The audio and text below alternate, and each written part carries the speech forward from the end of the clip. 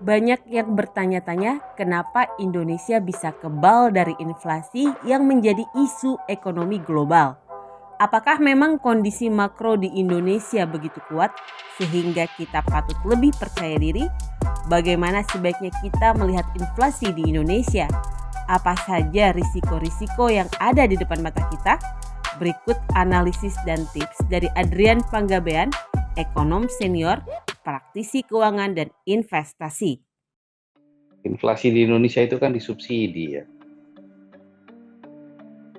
karena BBM kan disubsidi, dan bahwa BBM itu tidak naik besar 300 triliun itu kan ada tambahan subsidi untuk supaya BBM itu tidak naik, dan ini kan ditanggung APBN.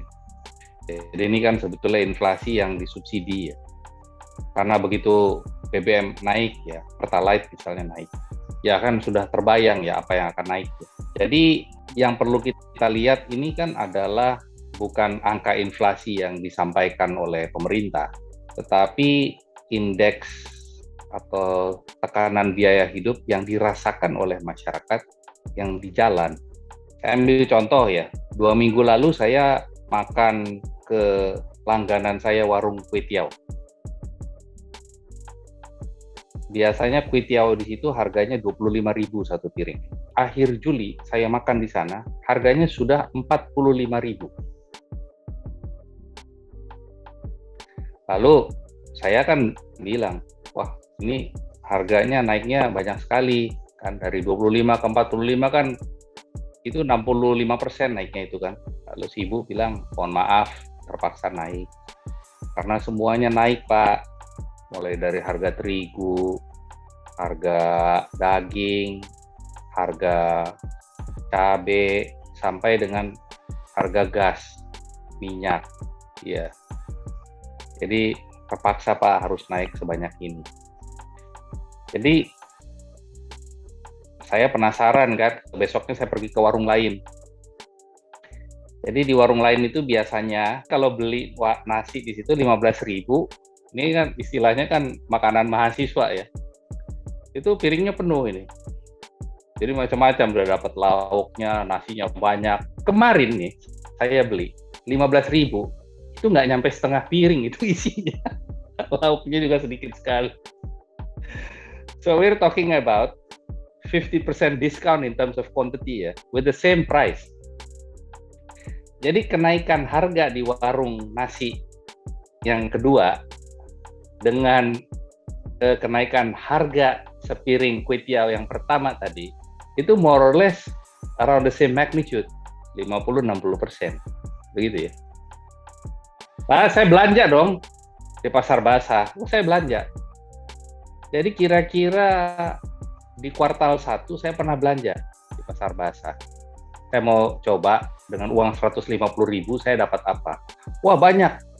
Saya bisa dapat tahu, tempe, cabai, sayur. Beberapa minggu yang lalu ya, saya belanja dengan 150.000. Saya nggak dapat banyak loh. And that's about discount in quantity, maybe about 35, 50%, 60% jumlahnya ya. Jadi kan sebetulnya, however we measure it, however I measure it, sebetulnya biaya hidup naik. Jadi yang pasti, kenaikan harga yang saya alami, itu tidak 4%. Tidak sama dengan angka inflasi ini. Nah, ini kan adalah yang dihadapi oleh masyarakat. Ini adalah realita lapangan. Saya bicara teori yang keluar dari perbandingan antara uang saya keluarkan di kantong dengan apa yang saya terima. Ini bukan proyeksi, ini bukan analisa, ini fakta. Sekarang, apakah inflasi di Indonesia itu sebetulnya sudah terjadi? Ya, sudah terjadi kalau begini ceritanya. Apakah penurunan kualitas hidup itu sebetulnya sudah terjadi? Oh ya, sudah terjadi. Apakah terjadinya dalam magnitude yang cukup besar? Ya, terjadi dalam magnitude yang cukup besar. Jadi, kalau cuma turun 10% ya, nggak apa-apa. Ini kualitas hidup saya itu almost 50% kan. Jadi kualitas hidup saya itu sudah turun 50% with the same amount of money. Ini belum ada kenaikan Pertalite. Jadi kalau sudah ada kenaikan Pertalite, bisa dibayangkan. Sekarang dari sisi APBN-nya sekarang kita lihat. Kan fakta lapangan kan kita sudah tahu ya APBN. Ada undang-undang yang mengisyaratkan pengeluaran pendidikan harus 20% dari APBN. Lalu pegawai negeri, TNI, dan Polri yang kalau gajinya harus dibayar, itu jumlah alokasi yang harus dikeluarkan itu mungkin sekitar antara 20-25% terhadap APBN. Kan di situ juga ada DAU dan DAK ya, dan alokasi umum dan alokasi khusus. Biasanya ya angkanya sekitar antara 22-25%. Ya, karena ini kan sudah kewajiban yang sifatnya pasti kan. Nah, sekarang ada lagi tambahan biaya untuk membayar cicilan utang dan pokok utang yang jatuh tempo. Yang kalau tahun ini kita lihat angkanya mungkin 30, 33, 35, 40, around that region persen dari APBN. Itu saja sudah makan 80-90% dari APBN. Lalu kemudian akibat inflasi harus disubsidi, maka harus ada kenaikan tambahan subsidi APBN sebesar 300-an triliun. Jadi APBN ini fiscal space-nya sudah boleh dikatakan tidak ada. Ya, tidak ada. Nah, sementara SKB-nya sudah hampir selesai, SKB 3. Jadi pembiayaan moneternya itu sudah harus selesai. Karena BI mengatakan, IMF juga mengatakan pembiayaan moneter terhadap APBN, kebijakan fiskal sudah harus berhenti tahun depan. Kan tahun depan kan hanya tinggal 4 bulan lagi.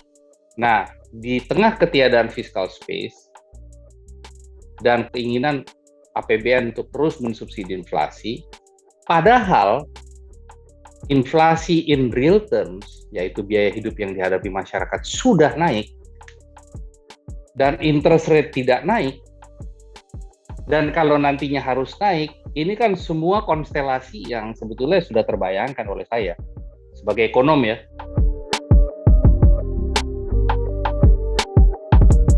Jumlah utang kita sudah begitu besar ya, walaupun dibilang bahwa masih 40% dari PDB ya. Tapi kan bukan begitu caranya kita mengukur besaran utang ya. Bukan dengan cara membandingkan berapa besar utang kita dengan berapa besar utangnya Amerika atau utangnya Cina, utangnya Jepang. Cara membandingkan utang itu adalah dengan cash flow-nya. Ya bisa saja Amerika Serikat utangnya sekian ratus persen dari PDB. Bisa saja Jepang sekian ratus persen dari PDB. Tapi kan mata uang Jepang dan mata uang Amerika kan beda dengan mata uang Indonesia. Mereka kan bisa cetak uang seenaknya saja kan. Untuk membiayai utang baru. Itu ada privilege. Kan harus dibandingkan dengan cash flow-nya. Nah, kalau membandingkan dengan cash flow-nya, misalnya kewajiban cicilan utang dibandingkan dengan tax ratio.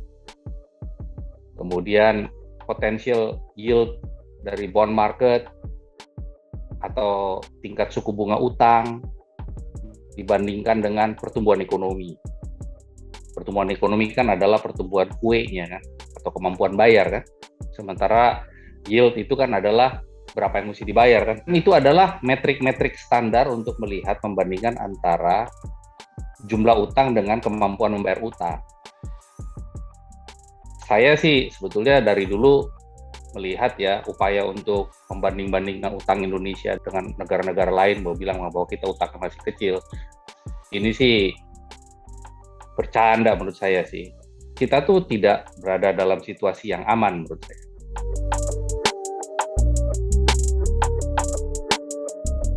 Kalau kita lihat dari datanya, investor keluar terus ya. Karena modalnya investor masuk ke Indonesia dibandingkan dengan apa yang akan mereka mungkin peroleh pada saat mereka keluar, itu kan sudah mulai tidak seimbang. Ambil contoh ya, bond market. Waktu mereka masuk ke Indonesia, 1 tahun lalu, atau 3 tahun lalu, atau 5 tahun lalu, rupiah kan berkisar pada angka sekitar 13.000, 14.000. Tapi ke depannya, sekarang sampai ke depannya, rupiah kan akan berkisar pada level, let's say 15 ribuan, atau mungkin 16 ribu. Dilihat dari currency gain saja mereka sudah lost tuh. Nah, pada saat mereka masuk tingkat suku bunga kita berapa? pada saat mereka akan keluar, tingkat suku bunga kita akan naik. Dilihat dari situ saja, dari interest rate perspektif saja, mereka udah bakal loss juga.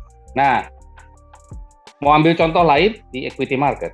Selama 7 tahun terakhir, rata-rata pertumbuhan GCI ya, ataupun LQ45 ya, itu kan cuma berkisar antara 1-3% on a compounded annual growth rate basis ya. Kita lihat indeks itu 7 tahun yang lalu kira-kira berapa? 5.600? Mungkin pada akhir tahun 2022, saya rasa sih by Desember mungkin maksimum cuma 7.300. Jadi selama 7 tahun, itu invest di capital market itu nggak kemana-mana. Sekarang mari kita lihat real sector investment. Ya. Investasi apa yang kita lihat menguntungkan? Kalau investasi jalan tol menguntungkan, mungkin yang BUMN karya-karya ini kan pasti kan untungnya sudah ada dong. Nah, sekarang kita campurkan antara kondisi seperti ini dengan terjadinya perubahan geopolitik yang besar-besaran ke arah dunia yang baru, yang bipolar atau multipolar. Ini kan value chain ini akan berubah drastis. Nah, misalnya terkait dengan kunjungan Nancy Pelosi kemarin ke Taiwan. Berita selentingan mengatakan bahwa salah satu kunjungan itu adalah upaya untuk mengubah tatanan value chain dari industri semiconductors. Tujuannya supaya semiconductor ini tidak bisa dinikmati oleh lawan-lawan Amerika, Cina maupun Rusia. Jadi mereka ingin kemudian mengkonsolidasi industri-industri ini kembali ke Amerika Serikat. Misalnya. Nah, kalau betul itu terjadi, ya ini kan akan mengubah peta industri. Semua nih, industri pesawat terbang, mobil, bahkan sampai mesin cuci, AC, itu semuanya pakai semiconductor. Ditambah lagi dengan situasi keamanan yang mulai terganggu akibat konflik di semenanjung Korea dan Selat Taiwan. Apakah Asia Pasifik termasuk di dalam Indonesia menjadi tempat yang less risky atau lebih risky sekarang? Menurut saya lebih risky ya. Jadi ya we are looking into a highly uncertain period ya. Kita tidak bicara tahun ya, kita bicara dalam bulan-bulan ke depan.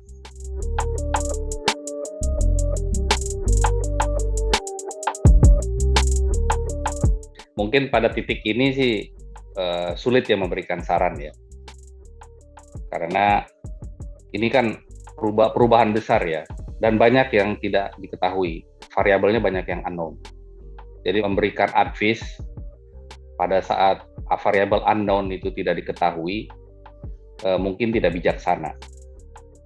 Saya rasa jauh lebih bijaksana untuk membantu mereka memetakan potential risk going forward itu apa. Kan pertanyaan apa yang harus dilakukan oleh investor kan adalah aspek sisi return ya. Tapi sisi return kan bisa didekati dengan cara memetakan risiko, kan ada risk sama return profile. Jadi sebaiknya sekarang bukan mencoba mencari tahu potensi return itu di mana. Karena itu adalah step kedua.